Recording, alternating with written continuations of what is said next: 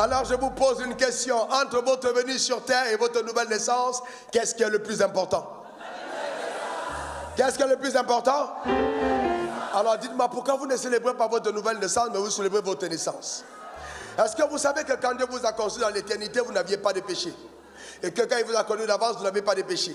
Et que quand vous êtes entré dans le ventre de votre mère, alors les spermatozoïdes de votre père et le l'ovule de votre mère ont corrompu votre être. Et que dans l'iniquité, vous avez été tissé et conçu et vous êtes venu sur la terre des hommes.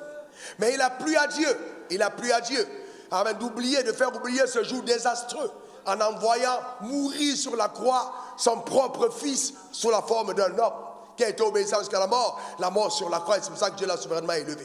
Maintenant, celui qui croit en lui sont de nouvelles créatures. La Bible dit que si nous avons reçu Jésus, nous sommes nés de nouveau. Donc nous faisons tous face à deux naissances, l'ancienne et la nouvelle.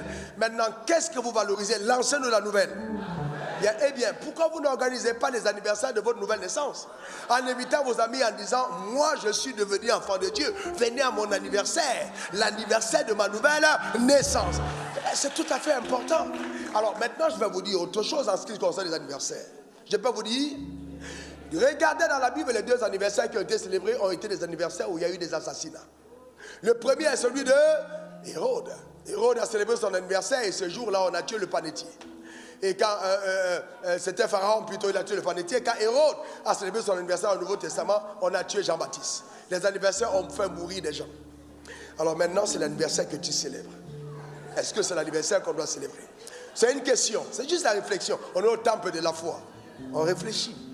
Alors, on s'est rendu compte en étudiant profondément cette année que la première fois, puisque les anniversaires ont été célébrés, c'était les anniversaires des pharaons. On célébrait le jour de leur intronisation, comme une forme d'adoration qu'on accordait à ces personnes qui étaient des dieux dans leur dispensation. Et plus tard, les Grecs l'ont pris parce que c'était dans l'église Égypte antique. Les Grecs ont commencé à célébrer le jour de la naissance avec une bougie, en se disant que quand on souffle sur cette bougie, on est en train de conjurer les sorts et que les esprits veillent sur la vie de la personne. C'est ainsi que l'anniversaire a commencé à être célébré avec la bougie. Cependant, quand vous voyez la bougie a la lumière. Et quand vous célébrez, vous éteignez. Donc, quelque part, ce souffle, vous êtes en train de teindre votre vie quand vous soufflez sur la bougie. Est-ce que c'est ce que vous voulez faire?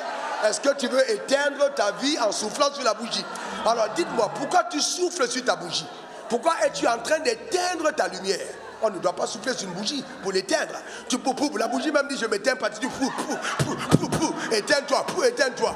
Alors, comme pour dire, il faut vite partir de la terre, pas vite de la terre. Tu vois, on te rappelle que tu es en train de vieillir alors que tu es en train de rajeunir dans l'esprit. Qu'est-ce que tu veux célébrer? C'est une question. C'est une question. Que le Seigneur bénisse ton âme. Et vous savez, je comprends que vous avez l'habitude de recevoir des cadeaux d'anniversaire. Je voudrais profiter pour dire merci à toutes les personnes qui m'ont fait des cadeaux. Moi, la bonne chose avec moi, c'est que je suis né de nouveau le même mois que le mois d'anniversaire. Donc, quand on célèbre pour moi, eh bien, je suis heureux parce que c'est le même mois. Eh bien, maintenant, je ne suis pas en train de dire qu'on ne va pas faire vos cadeaux. Maintenant, si tu veux souffler sur ta bougie, tu souffles. Si tu vas aller te prendre chez toi, comme Judas, personne ne va t'arrêter. C'est une question de choix. Amen. Maintenant, je vous pose une question. Pourquoi vous mettez la bougie sur le gâteau? Non, je vous pose une question parce que vous devez répondre. Pourquoi vous mettez la bougie sur le gâteau? Et pourquoi vous soufflez sur la bougie? Ça correspond à quoi? Maintenant, si tu veux savoir, tu sais. Si tu ne veux pas, tu ne sais pas. Quand on est ignorant, on est vulnérable. Que le Seigneur te bénisse.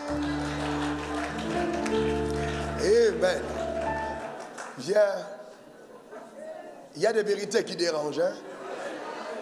Mais honnêtement, pourquoi ça devait te déranger quand on te dise la vérité? Voyez-vous, c'est des choses qui sont très subtiles, mais que nous, en tant qu'enfants de Dieu, on doit réfléchir avant de faire. Quant à moi, je dois célébrer ma nouvelle naissance. Imaginez le nombre de personnes qu'on gagnerait sur la terre si on célébrait les nouvelles naissances, en invitant les gens pour dire, j'ai rencontré Jésus, je vous invite à manger, c'est mon anniversaire. Vous imaginez, même dans votre famille? En fait, est-ce que vous croyez en votre nouvelle naissance? Vous croyez plus en votre naissance qu'en votre nouvelle naissance. C'est une évidence. Enfin, je veux dire pour la majorité de ceux qui m'écoutent à distance, pas ici. Que le Seigneur te bénisse.